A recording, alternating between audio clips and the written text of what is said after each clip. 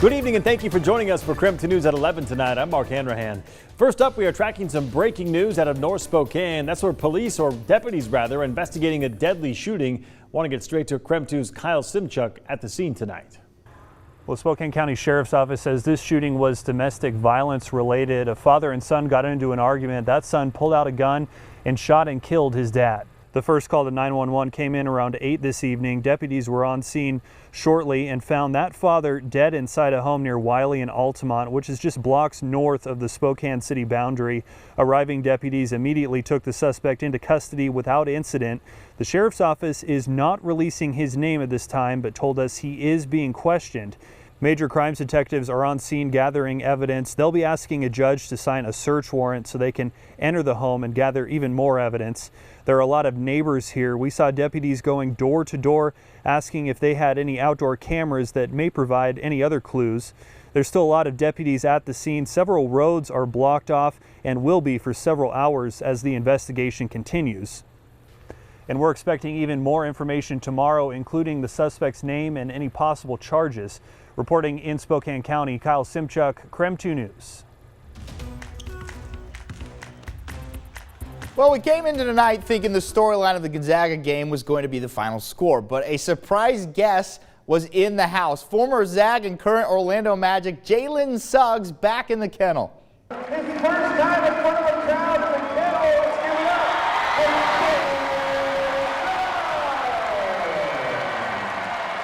A man that needs no introduction after helping lead the Zags to the national championship last season. This is first time back at a game, and Suggs would join the Kennel Club in watching. How cool is that?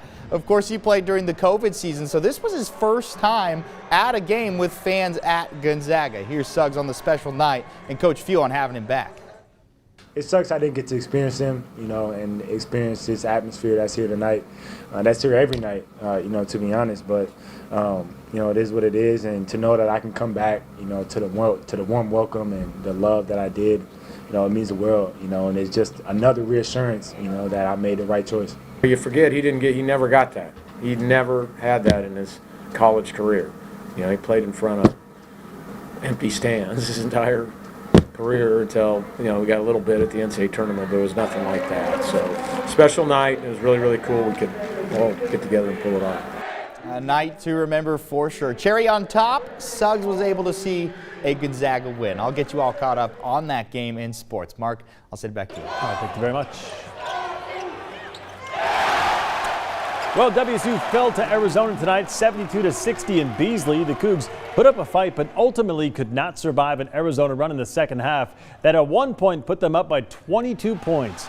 Our Brenna Green will join us to talk about the Cougs' best stretch in the game and also an injury update on one player in particular later in sports. And rivalry week continued tonight at the Spokane Arena as North Central took on Shadle Park in the battle for the Groovy Shoes. We'll have highlights from the girls and boys basketball games coming up later in the broadcast. And the 2021 AP Offensive Player of the Year is? I hope it's Cooper Kupp. He won me a lot of money in fantasy. It is indeed Cooper Kupp. There you go. Former Eastern Washington Eagle Cooper Kupp star continues to rise tonight. As you heard, he was named the 2021 AP NFL Offensive Player of the Year. Kupp is only the third wide receiver to ever win the award. The proof in his productivity. Kupp led the NFL in receptions, receiving yards, and receiving touchdowns this season, earning him the coveted Triple Crown Award as well. He is just the fifth receiver to get that award in history. After winning the latest award, Kupp gave all the credit to his teammates. Especially the position I play, this is a team award. This wouldn't be possible without the coaches, without the players that I get to step on that field with. Receivers more reliant than any other position. You count on the other 10 guys to do their job, and they have to do their job well before you even get a chance to go out and do yours. Kupp got 35 of a possible 50 votes to win the Offensive Player of the Year award, beating out Colts running back Jonathan Taylor, who received 10 votes. Kupp, of course, has a chance to add to his hardware. Super Bowl 56 coming up this Sunday.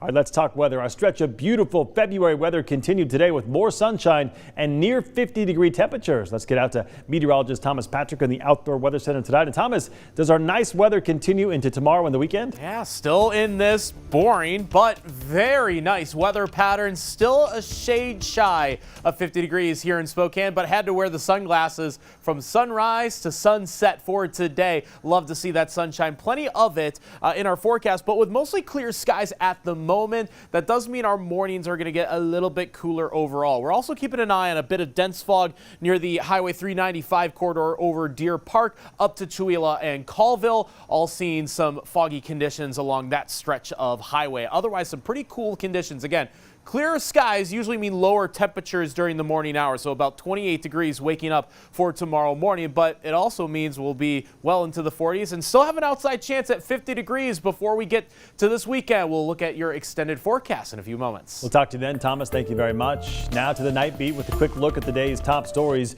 2 weeks of the Freeman victim impact statements from the Freeman community is nearing the end. When I saw her lying there in the hospital bed, not even able to lift her head, my heart sunk. That was, and is, a feeling that will live vividly in my mind forever. Today we heard statements from one of the family members of the shooting victims, Gracie Jensen. Her sister shared her statement today. She told the judge she was in middle school when the shooting happened. A teacher eventually told her that Gracie had been shot. She felt like the drive to the hospital to be with her sister, she said, took hours. There is still one more day of victim impact statements scheduled for March 7th. A huge police response to the Dishman Hills recreation area today. Deputies and troopers scoured the area for a potential shooter after getting reports of gunshots. WSP said 2 men were seen in that area shooting guns. The Dishman Hills natural area is a no shooting area. Police were able to detain one of the men, but they have not been able to track down the second man. Recklessly discharging a gun is a gross misdemeanor, and the Spokane County Sheriff's Office says there is potential for additional charges. Meantime, anyone with any information is urged to call Crime Check.